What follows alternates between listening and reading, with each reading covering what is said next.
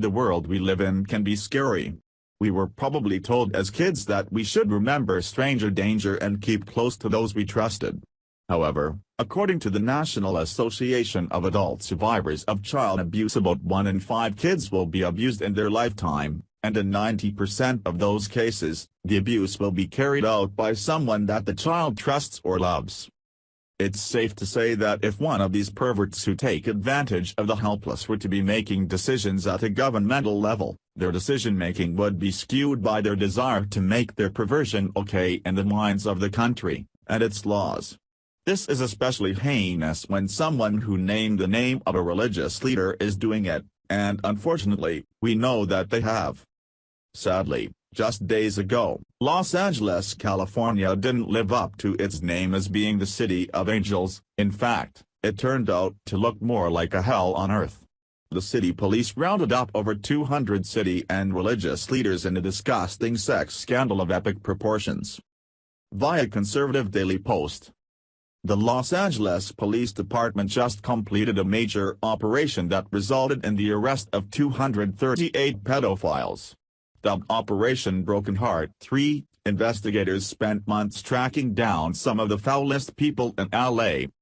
The incidence of child sexual exploitation has reached staggering proportions, John Reynolds, acting special agent in charge for Homeland Security investigations, said during a press conference. Vile, disgusting sexual predators are using social media to prey on children. Many of the men nabbed by the LAPD are outwardly successful, having found careers in business, politics, and the church. Prosecutors claim that one man was so eager to get his hands on a child that he flew all the way from Australia.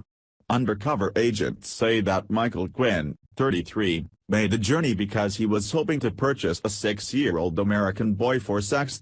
Quinn explained to the undercover agent he was hoping to meet other pervs in the U.S. and ultimately agreed to pay a human trafficker $250 to provide him with a young boy with whom he could engage in illicit sex, reads a statement from the U.S. Attorney's Office in Los Angeles. Parents need to monitor their children online. The world is full of perverts and criminals eager to hurt innocent youths. Police officers can only do so much. The fact that the operation resulted in so many arrests shows that there are thousands, potentially millions, of sexual predators crawling through chat rooms looking for a victim. One of the 238 men who were arrested is a young Buddhist monk accused of distributing child pornography at his monastery.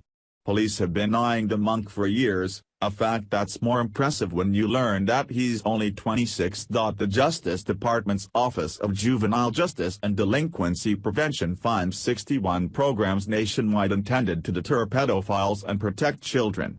Operation Broken Heart gives local law enforcement officers the resources they need to make meaningful arrests. Pedophiles are hard to catch.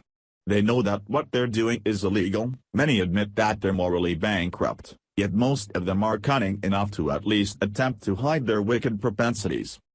Predators use coded language, they form secret chat rooms. The best way for officers to catch them is to go undercover. A sane man wouldn't talk about sexualizing children in front of a stranger, but he might be willing to speak with a man who professes to like the same thing.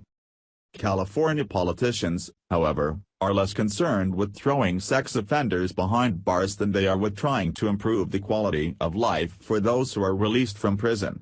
Displaying absolutely no regard for the victims and instead concerning themselves with predator rights instead, California lawmakers are fighting to abolish the sex offender registry. According to Fox News, California mandates lifetime enrollment for sex offenders. The existing law necessitates that those convicted provide addresses, employee names, fingerprints, license plate numbers and photos to the State Department of Justice after leaving prison. Offenders must re-register each year and extensively detail their movements and locations to comply with regulations that prohibit them from being near places such as schools and parks. Proponents of overhauling these laws claim that local authorities then have to spend disproportionate amounts of time processing paperwork. California lawmakers have their priorities screwed up. Paperwork sucks. It would be great if the states didn't have to pay people to keep tabs on known sex offenders. However, protecting innocent citizens from harm is more important than saving a clerk from paperwork. Luckily, LAPD officers have sturdier support to depend on than local politicians. Operation Broken Hearts was successful due to an injection of federal aid.